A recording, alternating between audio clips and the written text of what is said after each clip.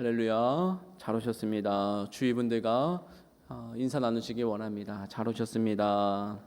잘 오셨습니다. 감사합니다. 그리고 이렇게도 한번 말씀해 주실까요? 애쓰셨습니다. 수고하셨습니다. 더운데 수고하셨고, 특별히 말라기까지 어제 다 읽으셨지요? 아멘. 네. 말라기까지 구약 성경 나는 이번에 처음부터 끝까지 읽었다 하시는 분들도 있으시리라 생각을 합니다. 너무너무 애쓰셨습니다. 너무너무 수고하셨습니다. 하지만 끝은 아닙니다. 신약이 남았습니다. 내일부터 마태복음 1장 또 요한복음 마지막 장까지 같이 또 한번 힘을 내셔서 신약도 우리 은혜 가운데 읽으시기를 부탁을 드립니다. 오늘 말씀으로 이제 신약을 시작합니다. 구약이 약속이었습니다. 언약이었습니다. 옛 언약. 그러면 신약은 무슨 언약입니까? 새로운 언약입니다. 언약의 내용은 무엇입니까? 예수님이 오실 것이다 라는 언약이 구약의 내용이었다면 신약은 무엇이겠습니까? 예수님이 오셨고 또 오신다라는 약속이 바로 이 신약입니다.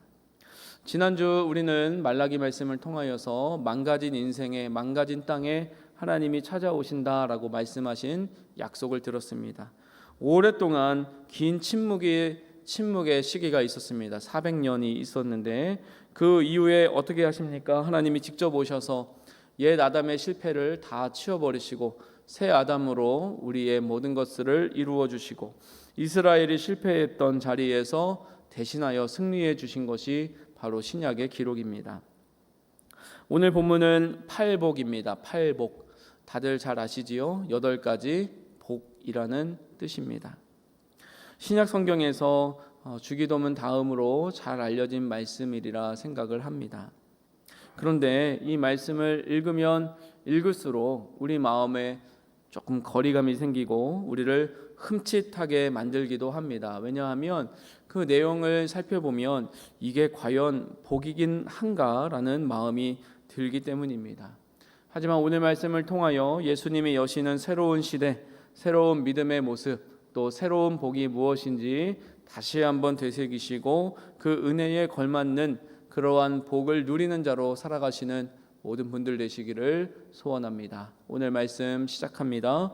1절, 2절 말씀 같이 읽겠습니다. 1절, 2절입니다. 예수께서 무리를 보시고 산에 올라가 앉으시니 제자들이 나아온지라 입을 열어 가르쳐 이르시되 아멘. 오늘 보면은 마태복음 5장부터 7장까지 있는 산상수훈을 시작하는 팔복의 말씀입니다. 산상수훈이라는 것은 말 그대로 산 위에서 가르치신 내용이다라는 것입니다. 그리고 그 사실 자체가 의미가 있는데 어떤 의미가 있느냐? 실패한 이스라엘을 대체하고 온전하게 하시는 이야기로 본다면 이스라엘의 시작인 구원과 십계명의 사건이 여기에서 다시 한번 예수님을 통하여 재현되고 있기 때문입니다. 그리고 마태복음 말씀을 계속해서 보시면 예전에는 이렇게 말했지만 나는 이렇게 말한다라고 하심으로 율법의 본 뜻을 풀어주시는 내용이 거기에 있습니다. 자, 어떤 의미로 이것이 구원과 십계명과 닮아 있느냐? 예수님께서 산에 오르시기 전에 하나님 나라가 가까이 왔다, 이미 왔다라고 선포하시고 각색 병과 귀신 들린 자, 중풍병 들린 자들을 다 고쳐주십니다. 자기를 찾아오는 모든 자들을 다 고쳐주십니다. 이미 임한 하나님 나라가 그들에게 도래했을 때에 예수님의 손끝을 통하여서 고침과 회복의 역사가 나타나게 하신 것입니다. 즉 구원이 예수님을 통하여 이미 임한 것입니다. 모세가 구원받은 이스라엘 백성에게 시내산에서 율법을 주어서 구원받은 민족답게 살아가라라고 했습니다. 시내산 율법을 먼저 주고 이 율법을 지키면 내 백성이 될 것이다 라고 말씀하신 것이 아닙니다. 오늘 말씀도 똑같습니다.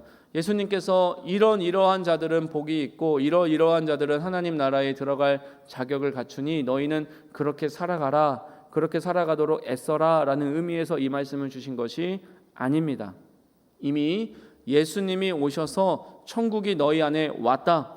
그리고 너희가 이 경험한 천국이라는 것은 이러한 의미가 있다라는 것을 보여주기 위하여 너희에게 이미 복이 임하여 복 있는 자가 되었다라고 말씀하시는 것입니다.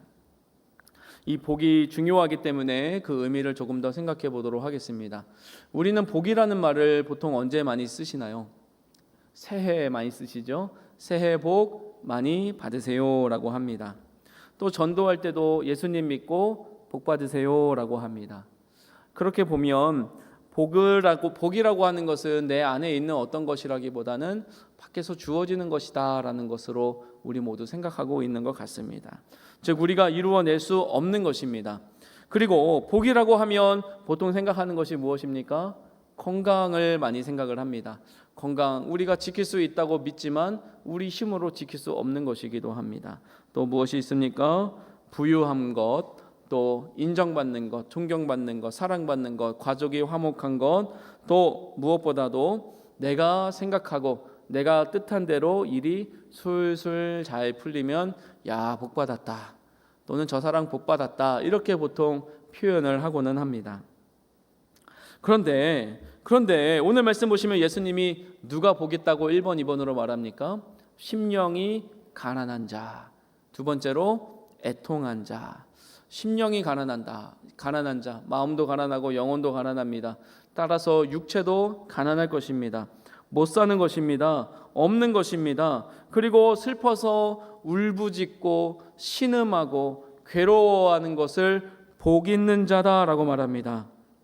세상 기준으로는 이것은 절대 복이 될 수가 없고 되어서도 안 됩니다. 마치 예수님이 이름표를 착각하셔서 저주에다가 붙여야 될 이름표를 복에다가 갖다 붙이시고는 야, 이거 복이야 라고 우리한테 억지로 우기시는 것만 같습니다.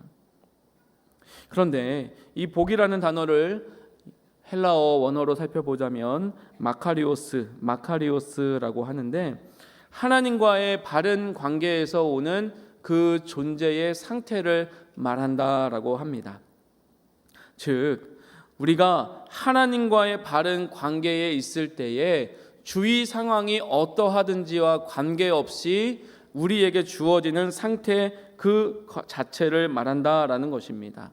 그러니까 어찌 보면 우리가 느낄 때는 내가 행복하지 않다, 내가 온전하지 않다라고 느끼지만 하나님의 복을 누리고 있는 상태일 수도 있고, 반대로 나는 잘됐다, 나는 복받았다, 나는 괜찮다라고 느끼지만 하나님의 복을 받지 못한 상태일 수도 있다라는 것입니다.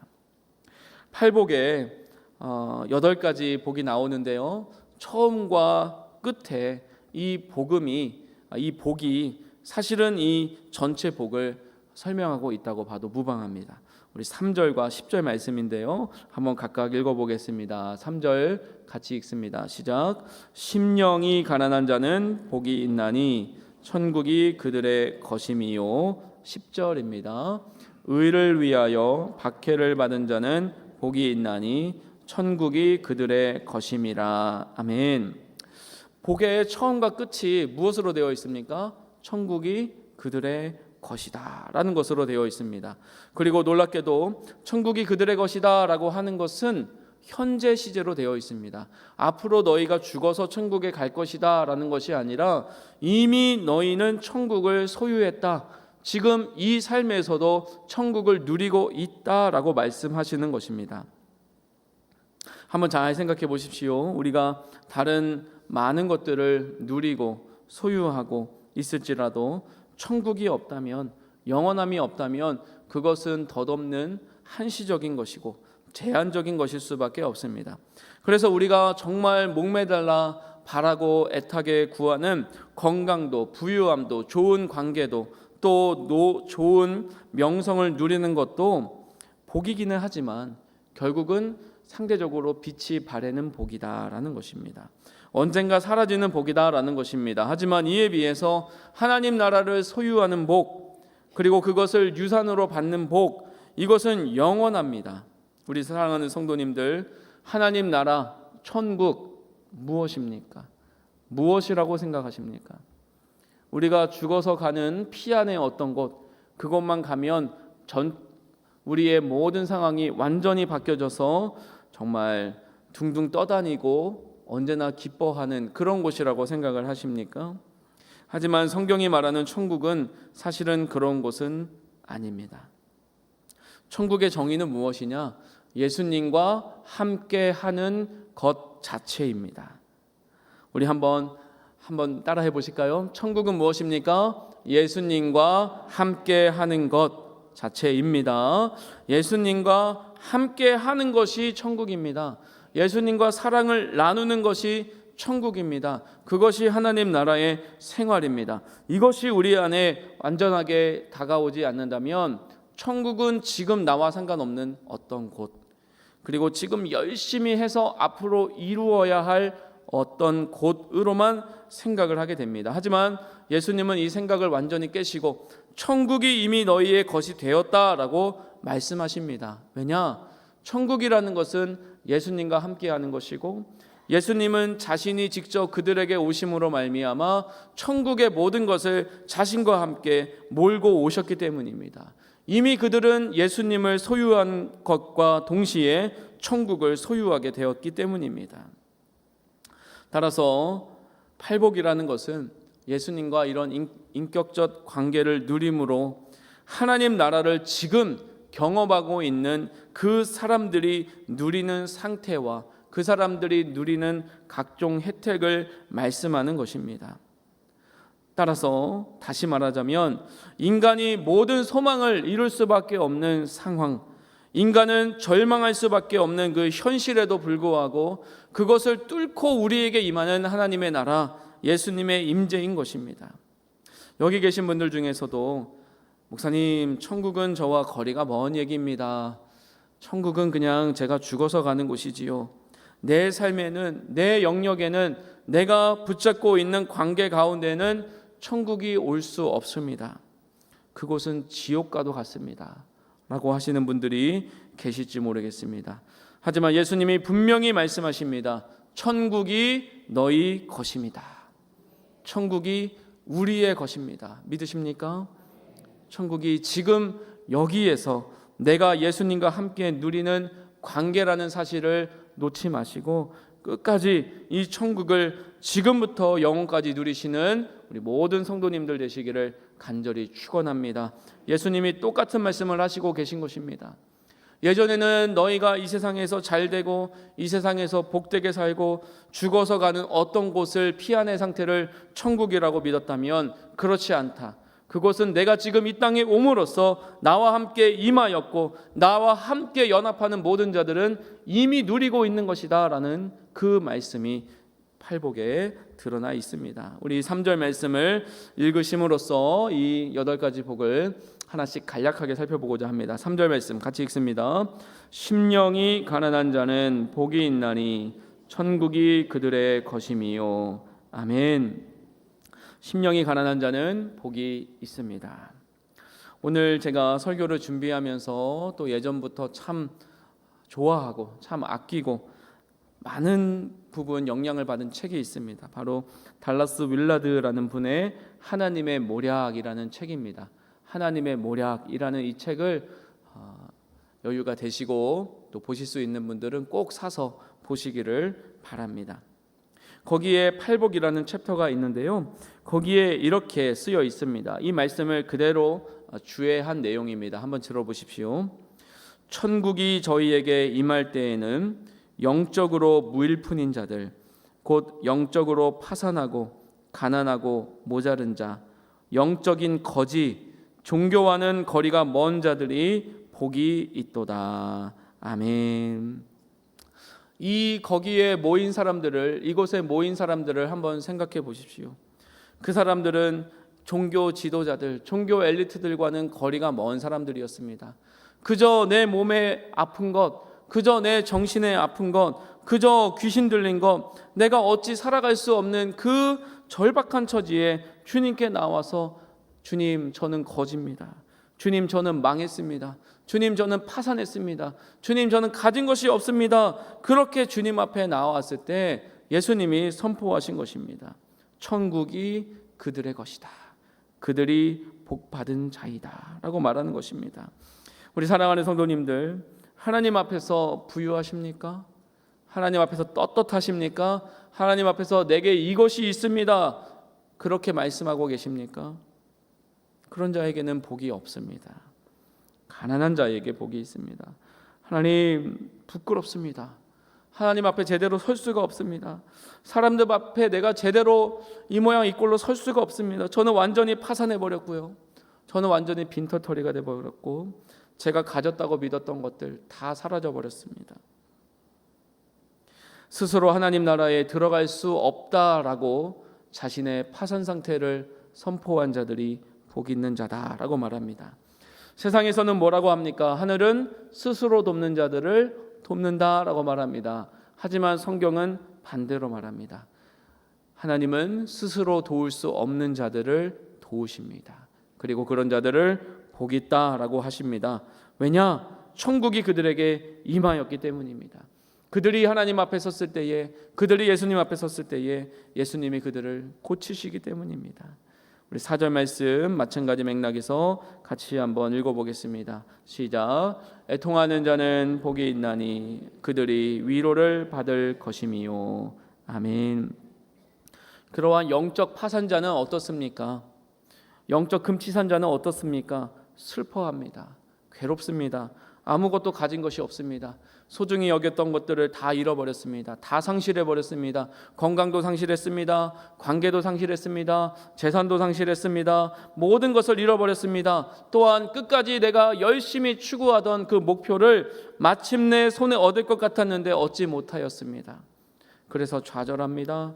괴로워합니다. 신음이 나오고 울음이 터져 나오고 탄식이 흘러나옵니다. 가슴에는 화가 가득하고요, 울분이 가득 차 있습니다.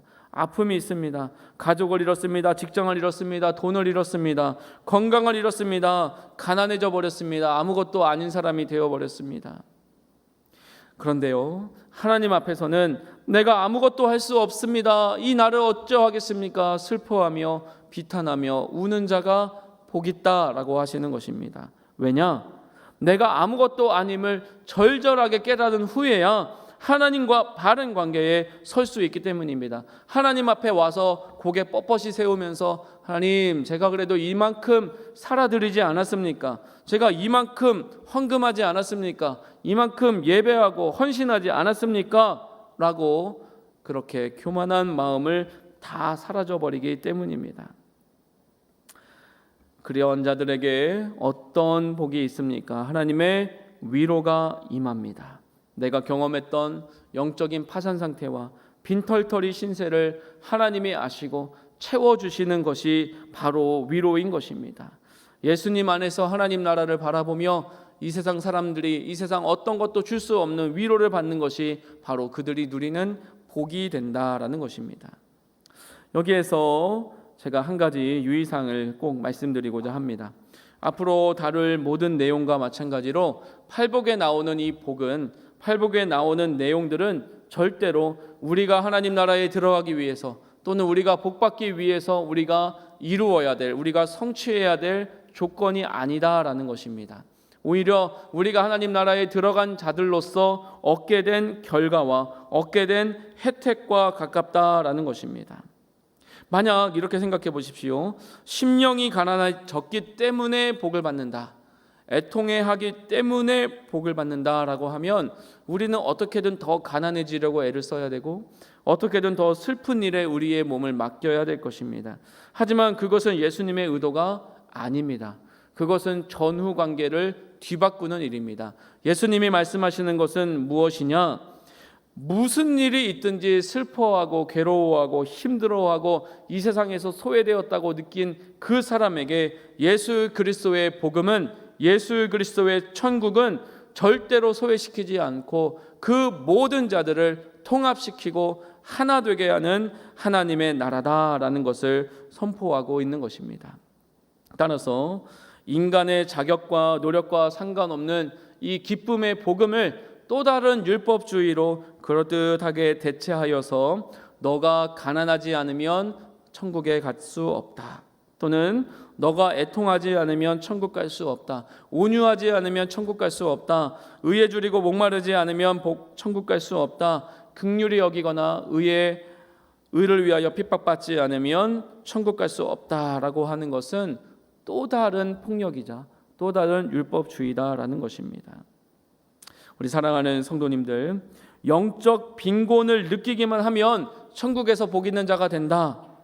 그렇게 된다면 영적인 무력감, 영적인 빈곤함 또는 영적인 타락조차도 부끄러운 일이 아니게 됩니다. 왜냐? 그렇게 해서 내가 천국에 가기 때문입니다.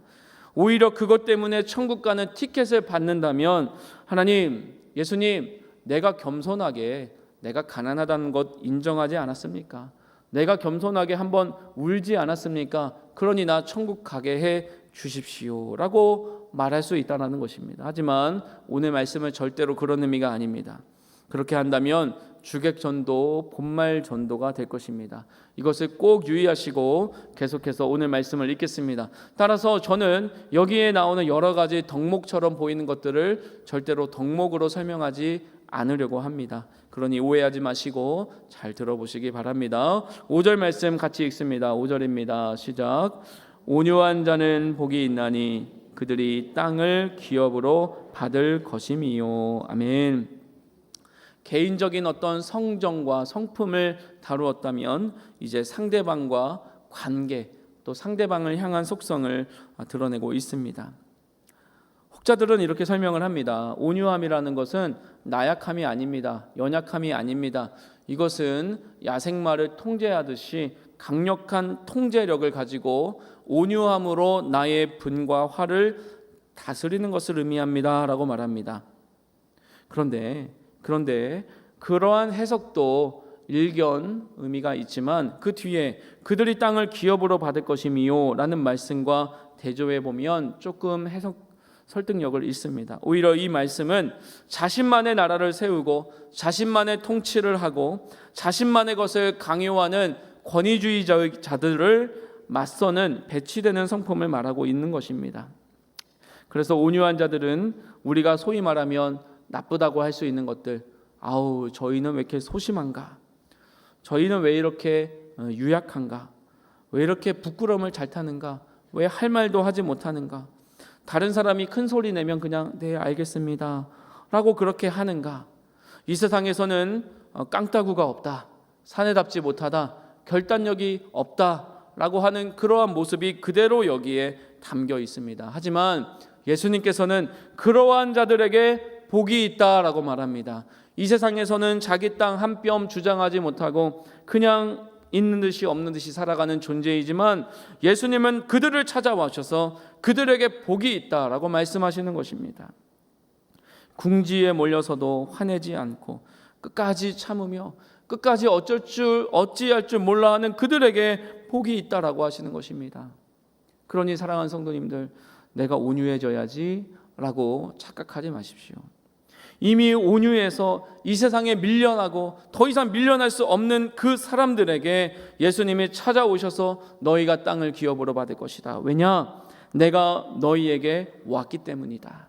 천국이 너희를 찾아왔기 때문이다. 천국이 너희를 감싸 안았기 때문에 너희는 참 아버지인 땅을 유업하고 그것을 누리게 될 것이다. 우리에게 말씀하시는 것입니다. 그들은 예수님의 나라를 이 땅에 이룩할 것이고 이 땅에서 예수님의 나라를 차지할 것이고 그것을 기뻐할 것입니다. 그것이 바로 온유한 자에게 주시는 복입니다. 그 다음 말씀 6절입니다. 같이 읽겠습니다. 시작. 의에 줄이고 목마른 자는 복이 있나니 그들이 배에 부를 것임이요. 아멘. 줄이고 목마르다, 이것을 한번 실질적으로 생각해 보십시오. 그것을 지금 먹지 못하면 죽겠다는 것입니다. 그것을 지금 마시지 못하면 내가 기절하겠다는 것입니다.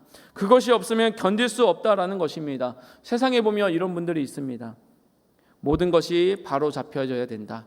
공의가 이루어져야만 된다. 정의가 시행되어야만 한다. 세상의 불의를 보면서 아파하는 분들 있습니다. 그러한 사람들을 말하는 것입니다. 이 땅은 왜 이런가? 이 땅은 왜 이렇게 정의가 죽었는가? 또 왜 이 땅은 이렇게 타락하였는가? 그것을 보면서 마치 굶주리듯이, 마치 물을 마시지 못하듯이 그것을 갈망하는 자들입니다.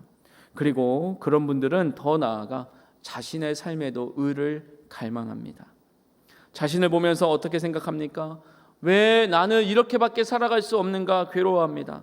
왜 나는 용서해야 되는데 용서하지 못하는가 슬퍼합니다. 왜 나의 삶은 바뀌지 않는가 괴로워하는 자들입니다. 이렇게 자신의 삶을 바라보며 애통해하고 슬퍼하는 자들, 그들에게 예수님이 뭐라고 하십니까? 복이 있다. 너희가 배부를 것이다 라고 말씀합니다.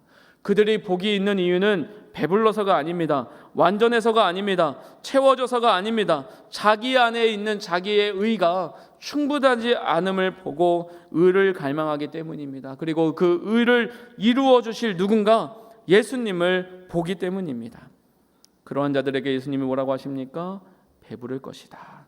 세상이 주는 것으로 채워질 수 없는 그 갈망과 열망을 예수님이 마침내 채워주십니다. 어떻게 채워주십니까? 내가 받아들여졌다. 나의 죄가 용서되었다. 그리고 하나님께서 마침내 모든 것을 바로잡아 주실 것이다. 이 의에 대한 강렬한 열망과 이 강렬한 갈망이 마침내 예수 그리스도 안에서 채워지기 때문에 그들이 배부름을 느끼며 예수님 안에서 복된 자가 된다라는 것입니다.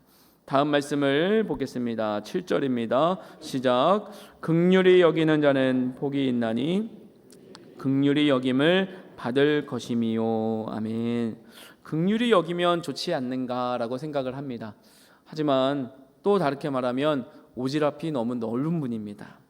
너무 여기저기 가서 챙겨주는 분들입니다. 너무 여기저기 가서 조금만 아파하면 내 아픔같이 슬퍼하고 눈물을 흘리고 괴로워하며 그거 해결해 주지 못하면 내 문제가 해결되지 않았다는 듯이 안달나시는 분, 그 사람들을 보며 세상은 뭐라고 합니까? 야, 그렇게 살지 마라. 그렇게 살면 넌 이용만 당할 것이고 끝내 너는 상처만 받을 거야 라고 합니다. 하나님 나라 바깥에 있다면 이보다 더 맞는 말씀은 없습니다. 왜냐? 내 몫은 내가 챙겨야죠. 내 몫을 내가 챙기지 못하면 누가 챙겨줍니까? 하지만 자신이 이미 하나님 나라 안에서 완전히 들여받아졌고 완전히 용서되었고 완전히 속했다라는 것을 분명히 믿는 자들은 예수님이 나를 그렇게 용서해 주셨는데, 예수님이 나를 긍휼히 여겨주셨는데, 나와 같이 완전히 모나고 완전히 파탄나고 완전히 아무것도 아닌 죄인을 하나님이 긍휼히 여겨주셨는데 내가 왜 저 사람을 불쌍히 여기지 못하겠는가? 내가 왜 저 사람을 내가 하나님의 마음으로 품어주지 못하겠는가? 그러한 마음을 갖게 된다라는 것입니다. 그래서 다른 사람의 잘못을 볼 때도 어떻게 합니까? 저 사람도 하나님의 긍휼이 필요한 자다.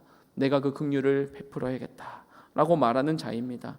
긍휼은 약함이 아닙니다. 오히려 내가 하나님께 받은 긍휼이 넘치기 때문에 그것을 주지 않고는 버틸 수 없는 상태인 것입니다. 우리 사랑하는 성도님들, 긍휼히 여기는 자가 복이 있는 줄로 믿습니다. 교회 안에서 불쌍한 분들 왜 없습니까? 왜 안 된 분들 없겠습니까? 그런 분들 보시면서 야, 신앙생활 그렇게 했는데 그거밖에 안 되나? 이건 긍휼의 마음이 아닙니다. 하나님, 저희에게 하나님의 긍휼을 베풀어 주시고 그 긍휼을 나를 통하여 흘러보내게 해주십시오. 이렇게 겸손하게 긍휼을 베푸는 자들 하나님이 긍휼히 여기실 줄로 믿습니다. 다음 8절 말씀 같이 읽습니다. 마음이 청결한 자는 복이 있나니 그들이 하나님을 볼 것이미요. 아멘. 이제 이쯤 되면 고개를 또 무릎을 탁 치면서 야, 그럼 이 정도는 돼야지, 이 정도는 돼야 복받을 자격이 있는 자지 라고 생각할 분들 있을지 모르겠습니다. 하지만 저는 이 마음이 청결한 자를 전혀 다르게 말씀드리고 싶습니다. 마음이 청결한 사람은 무엇이냐? 완벽주의자입니다. 작은 오점도 넘어갈 수가 없는 사람입니다. 마음이 너무 깨끗하기 때문에 아파하는 자들입니다. 남의 마음을 보면서도 아파하고 괴로워하는 자들입니다. 남이 완벽하지 않아서도 힘들어하고 내가 완벽하지 않기 때문에 힘들어하는 자들입니다. 그것이 바로 마음이 청결한 자들입니다. 따라서 청결하다는 것은 죄가 하나도 없는 그러한 상태를 말하는 것이 아니라 내 마음에 있는 이 죄를 어떻게 감당할 수 없어서 마음이 괴롭고 마음이 깨지는 자, 그 사람이 마음이 청결한 자입니다. 그래서 이 마음이 청결한 자는 결국 누구를 찾을 수밖에 없습니까? 하나님을 찾을 수밖에 없습니다. 그 마음의 방향이 하나님을 향해 있기 때문에 결국 하나님을 보게 되는 것입니다. 왜냐? 더 좋은 것, 더 아름다운 것, 더 깨끗한 것, 더 그럴듯한 것으로 덮어보려고 하도, 대체해보려고 해도 다시 부족해지기 때문입니다. 다시 오점이 생기기 때문입니다. 그래서 마침내 깨닫습니다. 내가 정말로 찾는 청결함, 깨끗함은 오직 하나님 한 분에게서밖에 찾을 수 없다. 따라서 그 하나님을 찾는 자들에게는 하나님을 보는 역사를 하나님이 주신다라는 것입니다. 하나님을 본다라는 것은 어렵게 생각하실 것이 없습니다. 이미 그들에게는 예수님을 보는 역사가 있었습니다. 예수님을 보았습니다. 예수님을 본 자는 누구를 본 것입니까? 하나님을 본 것입니다. 하나님을 깨끗하게 따르는 마음을 가지고 예수님을 본 모든 자들 하나님을 볼 것이요 마음이 청결한 자는 복이 있나니 라고 하는 이 복을 누리게 된 줄로 믿습니다. 다음 복을 봅니다. 화평하게 하는 자, 9절 말씀 같이 읽겠습니다. 화평하게 하는 자는 복이 있나니 그들이 하나님의 아들이라 일컬음을 받을 것이미요. 아멘. 올해 우리 교회의 표어입니다. 여기에서 나온 것입니다. 그런데 화평하게 하는 자, 말은 멋있지요. 평화를 이루어내는 자다. 말은 참 그렇듯합니다. 그렇지만 이 화평하게 하려고 하는 자는 어떤 자입니까? 너무너무 피곤한 사람입니다. 너무너무 괴로운 사람입니다. 이쪽 저쪽 늘 오가면서 가운데에서 이쪽 중재하고 저쪽 중재하고, 야, 이 말은 사실은 그 말이 아니야, 오해하지 마. 이 말은 사실은 그런 뜻이 아니야, 오해하지 마. 본인만 괴로워합니다. 상대편은 야, 상관없어, 나 이제 끝이야, 나 이제 화평 안 할 거야, 나 상관 안 할 거야 라고 하는데 거기 중간에 꼭 껴가지고 어떻게든 화목하게 하려고, 정말 그런 분들을 보면 어떻습니까? 왜 저러나 라고 싶기도 하면서도 야, 저런 분이 어디 있는가, 그런 마음이 동시에 드는 것이 우리의 마음입니다. 어느 한쪽 편을 들기도 어렵고 이쪽 편 들기도 어려운데 굳이 그것을 가서 화평을 만들겠다라고 그렇게 몸부림치고 애쓰시는 분 복이 있을 줄로 믿습니다. 그리고 하나님의 아들이라 일컬음을 받을 줄로 믿습니다. 왜냐? 하나님의 아들이신 예수님이 그렇게 하셨기 때문입니다. 굳이 하나님과 우리의 원수된 이 사이를 어떻게든 달래시기 위하여 우리를 끝까지 포기하지 않으시고 버리지 않으시고 십자가의 자기를 죽이시기까지 우리를 포기하지 아니하시고 하나님과의 화평을 이루는 그 일, 오직 예수님이 하시는 것입니다. 우리 사랑하는 성도님들, 화평하게 하는 자들 되는 것 피곤한 일입니다. 괴로운 일입니다. 이거 참 돈 받고 못할 일입니다. 하지만 하나님의 마음이 있기에, 하나님의 마음을 닮았기에, 하나님의 아들이기에 할 수 있는 자입니다. 가정에서 먼저 손 내미십시오. 교회에서 먼저 화해를 청하십시오. 내가 옳다는 것, 내가 잘 판단했다는 것, 내가 너보다 똑똑하는 것, 그거 100번 1000번 증명해봤자 관계 회복되지 않습니다. 그래, 내가 잘못 이해했나 보다. 그래, 내가 잘못 받아들였나 보다. 그렇게 수그리고 관계의 회복을 선택하는 것, 그러한 복이 우리 교회에 넘치기를 간절히 소원합니다. 이것이 하나님의 나라의 모습입니다. 그것이 화평하게 하는 자가 복이 있다라고 하는 것입니다. 이 세상은 어떻습니까? 야, 내가 더 힘 있는데 너랑 왜 내가 화목해야 되냐? 나에게 꿇어라, 나에게 굴복하라 라고 합니다. 하지만 하나님 나라는 이것이 완전히 전도되어 있습니다. 이 예수 그리스도가 그렇게 보여주셨기 때문에 그들은 하나님의 자녀, 예수님과 같은 자들이라고 일컬음을 받게 될 것입니다. 우리 사랑하는 성도님들, 진심으로 화평하게 하는 자들 다 되시기를 간절히 소원합니다. 우리 마지막입니다. 10절입니다. 10절부터 12절까지 같이 읽겠습니다. 시작. 의를 위하여 박해를 받은 자는 복이 있나니 천국이 그들의 것임이라. 나로 말미암아 너희를 욕하고 박해하고 거짓으로 너희를 거슬러 모든 악한 말을 할 때에는 너희에게 복이 있나니 기뻐하고 즐거워하라. 하늘에서 너희의 상이 큼이라. 너희 전에 있던 선지자들도 이같이 박해하였느니라. 아멘. 의를 위하여 박해를 받는 자, 참 회사 생활도 그렇고 사업도 그렇고 믿음 생활도 그렇고 참 이게 의롭다, 이게 바른 일이다, 이게 옳은 일이다라고 믿지만 그렇게 살기가 어려울 때가 많습니다. 의롭게 살려고 하면 때로 손해도 보고, 정직하게 살려고 하면 때로는 불이익을 받기도 하고, 타협하지 않았다고 비판을 받기도 합니다. 미움을 받기도 합니다. 하지만 예수님께서 분명히 말씀하십니다. 천국이 그들의 것이다. 그들은 복이 있다. 그리고 의를 위하여 그렇게 나아가는 자들, 하나님 분명히 말씀하십니다. 칭찬받고 잘했다 소리 들을 생각하지 말아라. 11절 말씀 보시면 너희를 욕할 것이다, 박해할 것이다, 거짓말로 거스를 것이다, 모든 악한 말을 할 것이다 라고 분명히 선포합니다.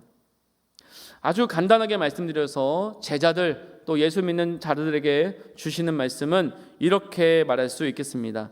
야, 너 왜 이렇게 예수쟁이가 됐냐? 너 왜 이렇게 예수쟁이로 미쳐가지고 그렇게 살아가냐? 왜 돌아버렸느냐? 왜 이 세상의 방법대로 안 살고 그렇게 살아가려고 하냐? 그렇게 하면 너 손해야. 그렇게 하면 너 안 돼. 그렇게 하면 너 망해. 라고 계속해서 회유하다가 나중에 어떻게 합니까? 야, 너 마음대로 해.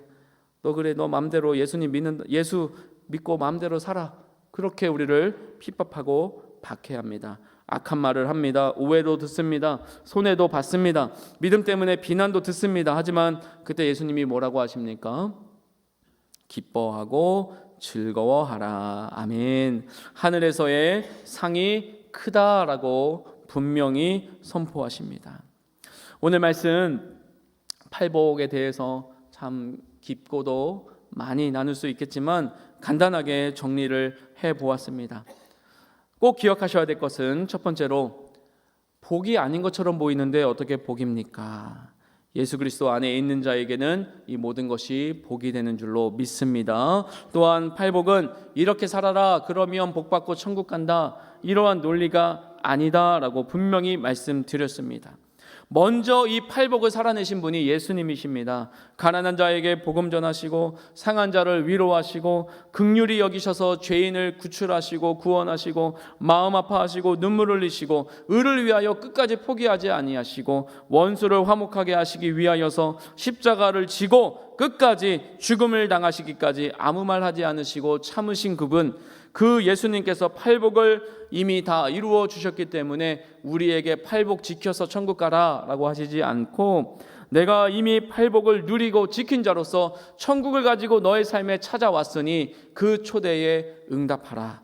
그리하면 너도 천국 백성이 되었다 라고 선포하시는 것입니다. 우리 사랑하는 성도님들, 실패하신 분 계십니까? 상처 입으신 분 계십니까? 다이어트에 실패했습니다. 연애 실패했습니다. 취업에 실패했습니다. 사업이 실패했습니다. 건강이 실패했습니다. 가족이 실패했습니다. 괴로운 일이 연속했습니다. 자신의 죄 때문에 심지어 나는 하나님께 나올 수 없습니다 라고 하는 분들에게 하나님이, 예수님이 말씀하십니다. 그런 너에게 복이 있다. 여기 계신 모든 분들 한 분도 빠짐없이 예수님의 나라가 찾아오셔서 나는 안 됩니다, 나는 끝났습니다, 나는 망했습니다, 나는 당신의 나라에 갈 수 없습니다 라고 하는 모든 분들에게 아니다, 나의 나라는 활짝 열려 있다라고 말하며 너의 실패가 나의 은혜와 나의 사랑을 막을 수 없다고 하시는 이 예수님의 말씀에 부르심에 아멘 하고 응답하시기를 간절히 소원합니다. 그럴 때 나는 부족하지만 복된 사람입니다. 나는 아무것도 아니지만 하나님의 놀라운 복을 입은 사람입니다. 왜냐? 예수님이 나와 함께 하시기 때문입니다. 그렇게 고백할 수 있는 우리 모두가 될 줄로 믿습니다. 팔복의 복은 가난해지는 것도 아니고 슬퍼지는 것도 아닙니다. 박해받는 것도 아닙니다. 어떤 상황 가운데서도 예수님은 우리를 포기하지 않고 우리 가운데 계신다. 이 사실을 믿는 자, 그 마음을 열고 붙잡는 자, 그 자에게 예수님이 이미 찾아가셔서 천국을 주셨고 천국 백성으로 살아가게 하시는 줄로 믿습니다. 따라서 이 복을 받은 자로서 이번 한 주도 기뻐하고 즐거워하며 이 마태복음 아름다운 말씀의 여행을 같이 떠나시는 우리 모든 성도님들 되시기를 간절히 소원합니다. 그리고 나는 구약에 약해, 구약을 읽어도 이해가 안 돼, 이러신 분들 이제 핑계하실 수 없습니다. 잘 이해되는 신약으로 오셨으니까요. 절대 포기하지 마시고 한 말씀 한 말씀 꾸준히 읽어 나가시는 우리 모든 성도님들 되시기를 간절히 소원합니다.